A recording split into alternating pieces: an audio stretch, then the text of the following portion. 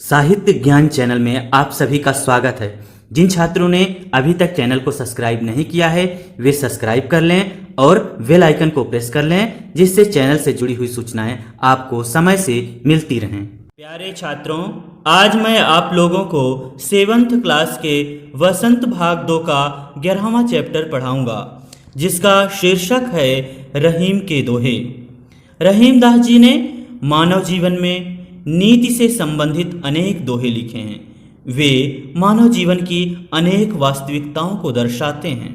मानव जीवन में होने वाले परिवर्तन, हमारे साथी संबंधी कैसे होने चाहिए और किन किन चीज़ों का हमको ध्यान रखना चाहिए, किस प्रकार से हमको जीवन जीना चाहिए, किस प्रकार से परोपकार की भावना इंसान के अंदर होनी चाहिए, साथ ही साथ एक दूसरे से प्रेम किस प्रकार से करना चाहिए, इन तमाम चीज़ों को लेकर के उन्होंने बहुत ही बाखूबी, बहुत ही अच्छे तरीके से अपने दोहों को प्रस्तुत किया है।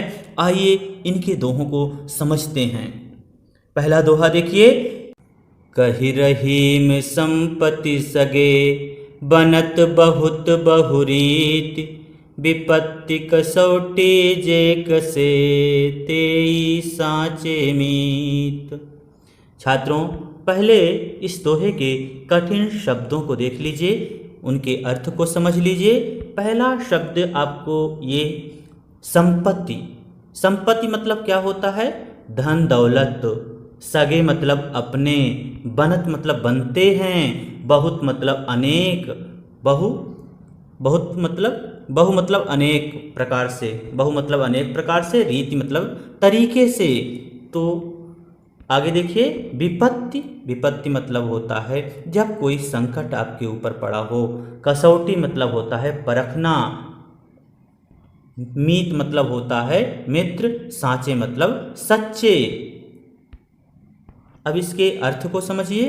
कवि रहीम दास ने बताया है कि अगर आपके पास धन दौलत संपत्ति है, रहीम दास जी कहते हैं कि अगर आपके पास धन दौलत संपत्ति है और उसको देख करके अनेक प्रकार के आपके मित्र बन जाते हैं, अगर आपके संपत्ति को देख करके, आपके धन दौलत को देख करके, आपकी आर्थिक स्थिति को देख करके अगर आपके साथ लोग आते हैं, आपके मित्र बन जाते हैं, आपका साथ देने के लिए आते हैं, तो उनको कहते हैं कि ये सच्चे मित्र नहीं हो सकते। जो आपके धन दौलत संपत्ति को देख करके आपका साथ देने के लिए आगे आते हैं, वो सच्चे मित्र आपके नहीं हैं, क्योंकि वो आपसे प्यार नहीं करते बल्कि आपकी संपत्ति से प्यार करते हैं, आपके धन दौलत से प्यार करते हैं। तो कौन सच्चे मित्र होते हैं वो देखिए नीचे वाली लाइन में बताते हैं। विपत्ति कसौटी जे कसे।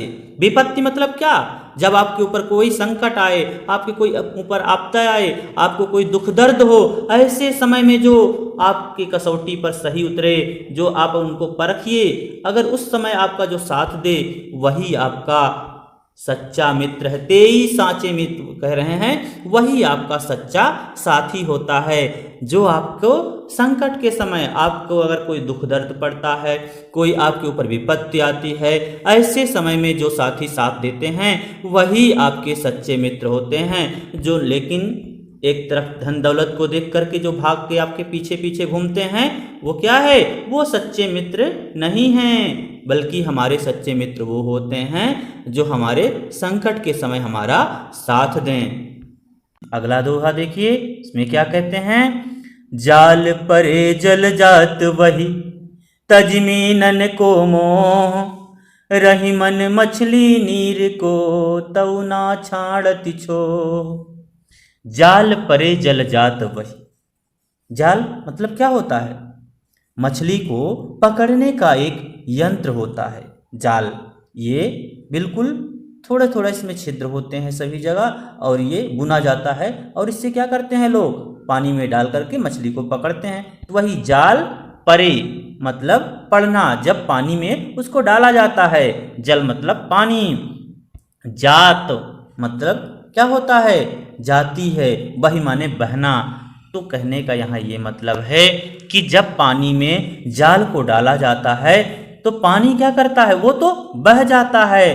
तज मीनन को मोह। तज मतलब त्याग करके, मीनन मतलब मछली, मोह मतलब उनके प्यार को, उनके बंधन को वो क्या करता है, छोड़ देता है। जब जाल, मछुआरा जब पानी में जाल फेंकता है तो पानी क्या करता है, मछलियों का साथ छोड़ करके वो तुरंत अलग हो जाता है। लेकिन रहीमदास जी कहते हैं, रहीमन मछली नीर को तऊ ना छाड़ती छो। मतलब कि रहीमदास जी कहते हैं कि जो मछली है वो क्या करती है, नीर से अर्थात पानी से, नीर मतलब पानी, पानी से अत्यधिक प्यार करती है। भले ही पानी उसको छोड़ करके चला जाता है, लेकिन मछली क्या करती है, उसके पानी के छोड़ के चले जाने के बाद उसके छोह में, उसके वियोग में, उसके प्यार के लिए क्या करती है, अपने प्राण को ही त्याग देती है, लेकिन वो उससे अलग नहीं रह पाती। एक तरफ हम देखते हैं कि पानी क्या करता है, वो मछलियों का साथ छोड़ देता है, लेकिन मछलियां क्या होती हैं, पानी का साथ छोड़ने के बाद वो अपने प्राण ही त्याग देती हैं। अगला देखिए, तरुवर फल नहीं खात है, सरवर पियहि न पान, कही रहीम पर काज हित, संपत्ति संचहि सुजान। छात्रों, इसमें परोपकार की भावना को बताया गया है। कहा क्या गया है, तरुवर फल नहीं खात है। जो वृक्ष होते हैं, तरुवर मतलब क्या, वृक्ष, ये तरुवर मतलब वृक्ष, फल मतलब फल, आप समझ रहे हैं, नहीं मतलब नहीं, खात मतलब खाते हैं। अर्थात जो वृक्ष होते हैं वो अपने फल स्वयं नहीं खाते, बल्कि उनसे चाहे छाया मिले, चाहे फल मिले या उनकी लकड़ियां हो, वो किसी चीज का स्वयं के लिए उपयोग नहीं करते, बल्कि वो परोपकार की भावना से दूसरों के सहयोग के लिए ही फल देते हैं, दूसरों के लिए ही छाया देते हैं। उसी प्रकार से अगर देखिए, सरवर पियहि न पान, इसी प्रकार से जो सरोवर होता है, सरवर मतलब तालाब, यहाँ पर सरोवर अर्थात जो तालाब होता है वो भी अपना, सरवर मतलब तालाब, पियहि मतलब पियत मतलब पीना, तो वो भी अपना पानी नहीं पीता। जो तालाब होता है वो भी अपने पानी को नहीं पीता, बल्कि वो दूसरों के उपकार के लिए, परोपकार के लिए ही पानी का संचय करता है। कही रहीम पर काज हित, संपत्ति संचय सुजान। इसी प्रकार से रहीमदास जी कहते हैं कि जो अच्छे लोग होते हैं, जो अच्छे लोग होते हैं वो संपत्ति मतलब संपत्ति या धन दौलत का संचय मतलब इकट्ठा करना। जो अच्छे लोग होते हैं वो संपत्ति का संचय अच्छे कार्यों के लिए या दूसरों के उपकार के लिए ही करते हैं। वो अगर धन इकट्ठा भी करते हैं तो वो दूसरों के उपकार के लिए ही इकट्ठा करते हैं। थोथे बादर क्वार के ज्यों रहीम गहरात, धनी पुरुष निर्धन भय करे पाछली बात। तो इसमें क्या बता रहे हैं रहीमदास, वो कहते हैं कि जो थोथे लोग होते हैं, जो बड़बोले होते हैं, ज़्यादा बोलते हैं, वो क्या करते हैं, उनके पास वास्तविकता अगर देखें हम, वास्तव में उनके अंदर देखें झांक कर तो कुछ नहीं होता, बल्कि वो बड़बोले होते हैं, अपनी बातें इधर उधर बोलते रहते हैं। जैसे कहते हैं थोथे बादल क्वार के, जो थोथे मतलब होता है खोखले, बादर मतलब बादल, क्वार मतलब अश्विन का महीना, जब बरसात बीतने लगती है तो उस समय का जो महीना है, ये हिंदी महीना है क्वार, तो इस समय के जो बादल होते हैं, ज्यों रहीम गहरात, इस समय के बादल एकदम काले काले आसमान में घेरेंगे, बहुत तेजी से गर्जना करेंगे, लेकिन उनके अंदर कोई भी पानी नहीं होता, वो केवल गरजते हैं, लेकिन वो बरसते नहीं, बल्कि वो खाली ही इसी प्रकार से गरजते रहते हैं। इसी प्रकार से वो कहते हैं कि धनी पुरुष निर्धन भय करे पाछली बात। इसी प्रकार से कुछ लोग ऐसे भी होते हैं जो क्या है, वो किसी समय वो भी धनी थे, लेकिन इस समय वो गरीब हो गए हैं। तो अभी की वो बात ना करके पिछले समय की बात करेंगे, जो बातें बीत गई। करे पाछली बात मतलब पाछली मतलब पीछे बीती हुई बातें, पिछली बातें जो हैं वही बातें वो लोग करते हैं। अपने वर्तमान समय को वो नहीं देखते, बल्कि बीते हुए काल को ही वो लोग, भूतकाल की ही बातें वो करते रहते हैं, अपने बीते हुए समय के बारे में बताते रहते हैं कि देखो मैं एक समय ऐसा था कि हमारे पास खूब धन संपत्ति थी। तो इस प्रकार की वो बातें करते हैं। आगे देखिए क्या है। धरती की सी रीत है, शीत घाम यो में, जैसी परी सो सही रहे, त्यों रहीम यह देह।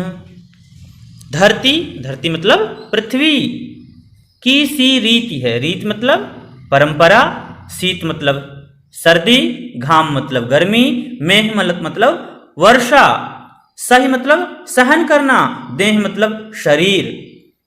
तो इसमें क्या कह रहे हैं रहीमदास?